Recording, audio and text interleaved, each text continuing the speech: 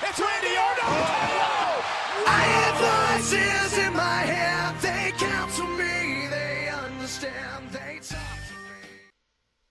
Hey guys, what's up? Mr. Beatle890 here, and today I'm coming at you with my reactions and beyond for this year's edition of Summerslam 2016. And okay, so basically, as you could probably tell from my review, I really was very disappointed by the show. I think there's just a lot of the card I just think really didn't live up to my personal expectations. You know, I think, and this is kind of what this Reaction Beyond series does for me. I mean, I have the slider reviews and that gives my quick thoughts, but with these kind of videos I get to kind of analyze more in depth why I feel a certain way about a show.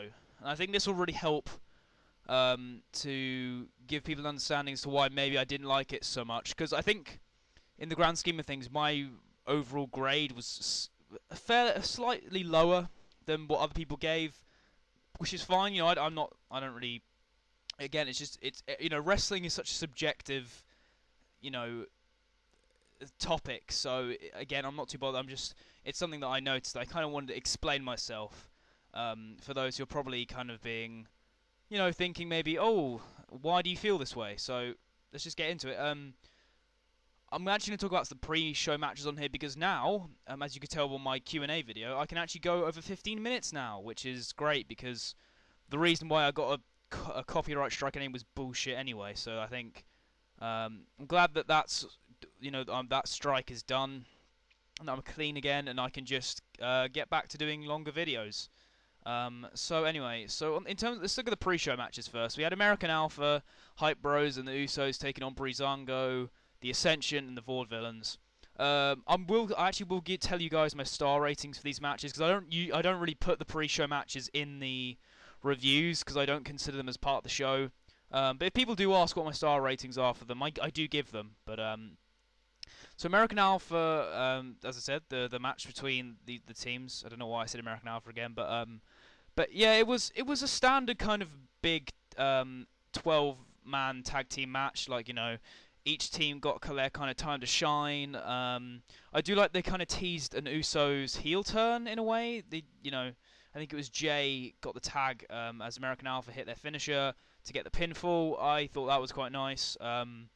I do think the Usos turning heel would be quite refreshing. They've become quite stale recently. They've been the same kind of team for quite a while, so I think that would be quite a nice thing actually. And if you ask my star rating, I give it like 2.5 stars. Standard match really.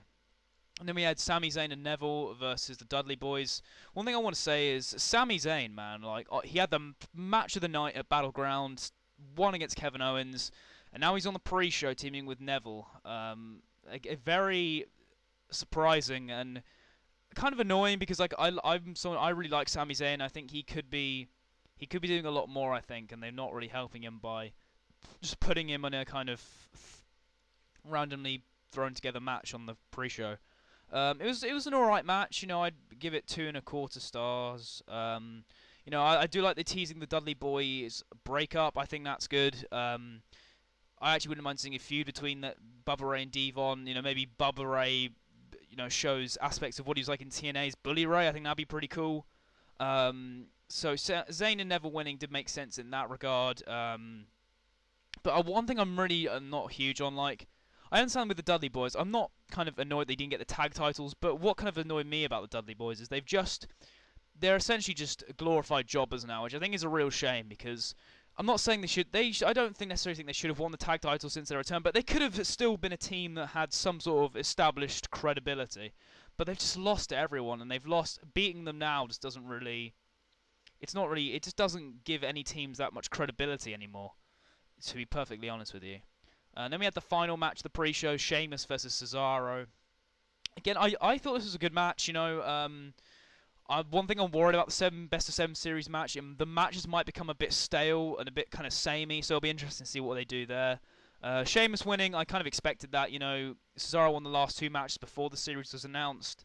And usually the formula for best of 7 series is they have the heel win the first few matches. If I was to give a rating for it, I'd probably go like 3.25. Anyway, So let's get on to the show, the main card, and where I think the direction of everything is going to go. I mean, you had Jericho versus Enzo and Cass. Solid opener, as I said. I think this is the best match to kick off the show. Jericho, I mean, I didn't think they would win. I thought Enzo and Cass would get the win. I don't hate Jericho winning. It's fine. They're a newly established tag team, I guess. So it's fine. I did find it was them quite funny as well during the match. Their mannerisms and stuff. Kevin Owens mocking Enzo Amore. I thought that was quite funny. And then the kind of bromance elements I think are quite funny as well. But yeah, it was just I think do I really want to see this feud continue? Honestly, not really. I'm not too it's one of those things where one and done I think is probably what I would like to see, in all honesty. And I think the main reason why I wouldn't really want to see this kind of continue is just because it's that standard like 50-50 booking where like Enzo and Cass get the win back and neither team will really gain any, it's just neither team will really gain anything from this feud. So I just think one and done may be the best thing here. And Enzo and Cass are very over anyway, so it's not like this has killed all their momentum. So yeah, I think maybe, but then again, since Jericho actually won the match, I was thinking if they lost, I was thinking maybe they could have a feud. Maybe Owens turns on Jericho or something like that. But I think, as I said before, maybe they will end up continuing the feud because simply I don't see Enzo and Cass going into the tag title picture yet. I think there's unfinished business with two other teams, which I'll get into in a minute. And yeah, I think also Jericho and Owens don't have that much direction, hence why the team is put together. So they'll probably end up having one more match, but I wouldn't really want to see it just because I think it will, neither team I think will gain that much from it. Charlotte actually won the Women's Championship from Sasha Banks. I mean, I heard it was because of Sasha might actually be injured or have some sort of minor injury, which is fine, I guess, but if the injury's so minor and that she's not going to be actually out for that long, she could have just held on to the belt and not had like matches on Raw, and then if she is back in time for the pay-per-view, defend it. But I just think Charlotte shouldn't have got the belt. She had the belt for so long. She had the Divas title until Mania, and then obviously she won the women's belt. She's just had it for so long, and for me, it's just sort of her with the belt is just. I think we needed a change up, and I think Sasha Banks was a good person to do it with, and they didn't go, and she did win the belt, but just losing it straight back. And I guess if the injury is serious enough where she might be out for longer than a month, then yeah, okay, fair enough. But if it's just a short-term injury, she might as well just have her hold on to the belt, but just not have any matches, But yeah, I think it was a good match, but again, it just sort of, I don't know. The match on Raw was, I think, much better. There were some cool spots in the match, but I don't know. For me, it wasn't. It was just nowhere near as any of their matches they had before in NXT or on Raw. Miz beat Apollo Crews for the Intercontinental title. I was fine with this. I thought Apollo was going to get the belt. I don't necessarily think he should have got the belt. That's just what I thought they were going to do because he was young and they clearly WWE see some sort of investment in him. I mean, I personally think Miz has been pretty enjoyable this year. As the Hollywood delusional heel, I think he's been pretty funny, and I think this is the best role for him. So I'm fine with him as an Intercontinental Champion, and I think Apollo Crews really just needs to develop more of a character. I think this is why he should have stayed on NXT. He's still not really got much of a character. He just sort of comes out, he smiles, he chats. He's just a bit boring. I mean, in ring he's fantastic. As I said, he's a great in-ring talent, but I'm sorry, I just think he needs more character development, and he just needs, something to give us the reasons to why we should like Apollo Crews, apart from, he does some nice moves in the ring. But I was perfectly fine with Miz retaining. They'll probably have another match at the Backlash pay-per-view, which is the SmackDown exclusive one. Hopefully it gets more time, because it's only got 5 minutes, and I was quite disappointed, because I think it actually could have been maybe a solid matchup. But it only got 5 minutes, so it really didn't deliver that much. And then we get on, the match of the night. AJ Styles, John Cena. What a amazing match this was. One of the greatest matches this year. One of the greatest SummerSlam matches now that I think about it. It was just such an awesome match. And AJ winning, going over clean. I'm so happy with that on a big show. And I kind of hope this is the end of the feud. Personally, I think I'd like to see AJ win the feud. They could maybe have a match at Backlash, but I wouldn't be up for it because you just know Cena will win, whatever. However, I will say since he's come back, I really haven't got much hate on John Cena.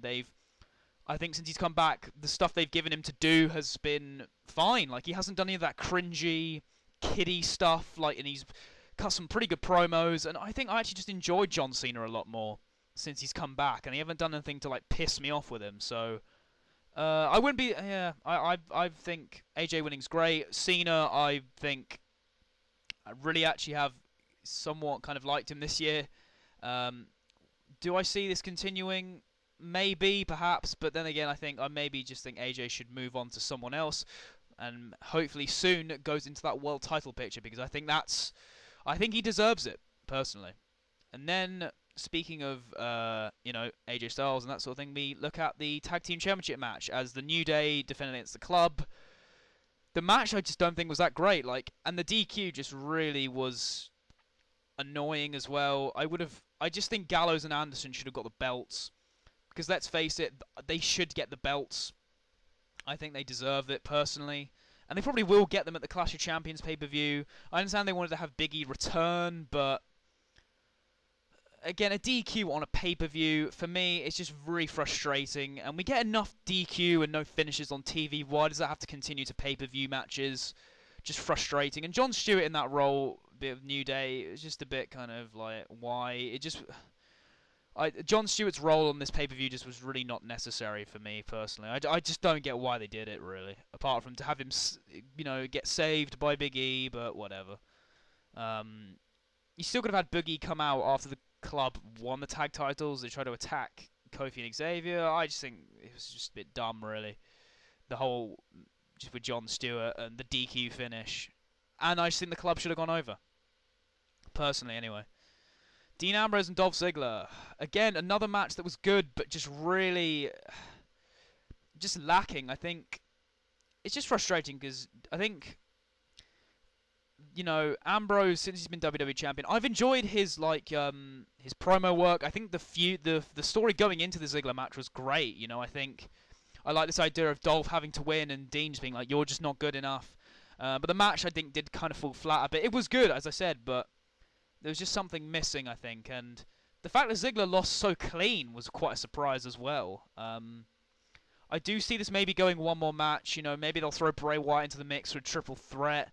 I think Ziggler will probably be saying, "Oh, I need one more match," kind of Christian-esque, I guess. But I think maybe they should start kind of pushing for Dolph Ziggler as a heel now. I think that would be a pretty good idea, and maybe have Ziggler go in as a heel into the match at Backlash, and if you have Bray Wyatt in the mix as well, I think it could be pretty awesome. But I mean, a lot of people have been shitting on Ambrose, saying, "Oh, his title reign's been shit." But I'll admit, I think Ambrose's title reign, I think it's been fine. You had him win the belt at Money in the Bank, which is fine. The hype of the triple threat was okay, but mainly because they're just lacking reigns. Had a great triple threat match where Ambrose retained.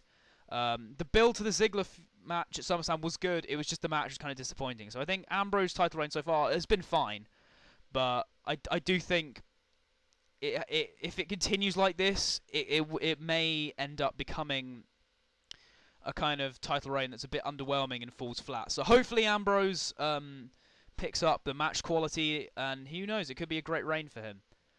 And then we had a 6-woman tag. Not much I can really say about this. It was just standard stuff. It felt like a TV match, really.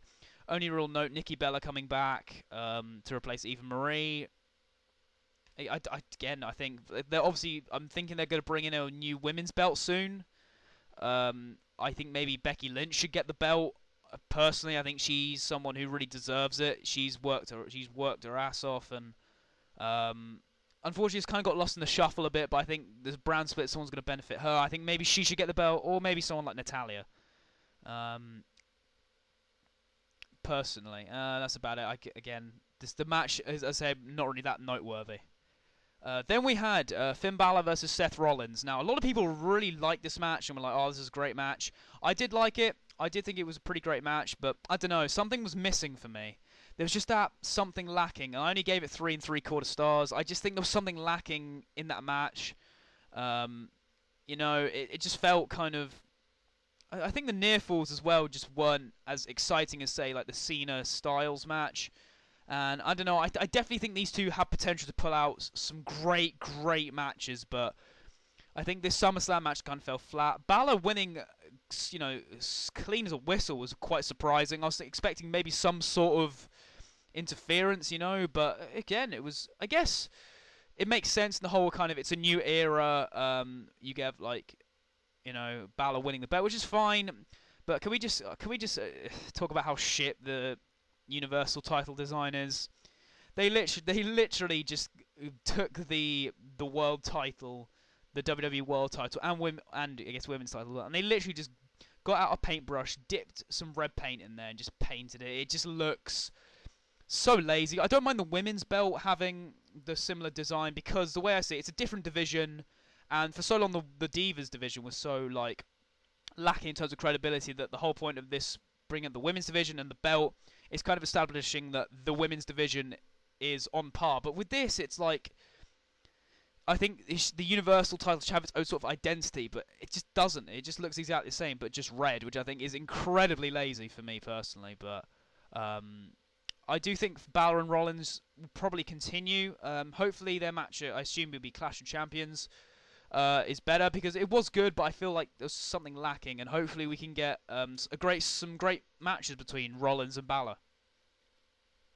And then we had Reigns and Rusev, the US title, and the match didn't even start. It was just no contest, didn't start, whatever. I do think it was silly. Like on Raw, you had like a proper match that got a lot of time, and then on the pay-per-view, you have a no contest or whatever. I just think that's pretty stupid. It should have been the other way round, really. Like, I understand that, I know they want to, they want to keep this feud going and build it and stuff, but why have the match on Raw then? Like, to me, this feud didn't necessarily feel like it needed that, I guess, but whatever. I was just incredibly disappointed, because I just think, they gave away the match on Raw, and then on pay-per-view, they don't do anything about it. They just they should have swapped it around, in my opinion. I assume this feud will continue. Probably Rusev holding on to the US belt, because I really don't see them giving Roman the belt. Yeah, that's about it, really. I was pretty annoyed that they didn't really even have a match at all, to be honest. And finally, the main event. Was anyone actually satisfied by this main event? I wasn't. A lot of people I know weren't.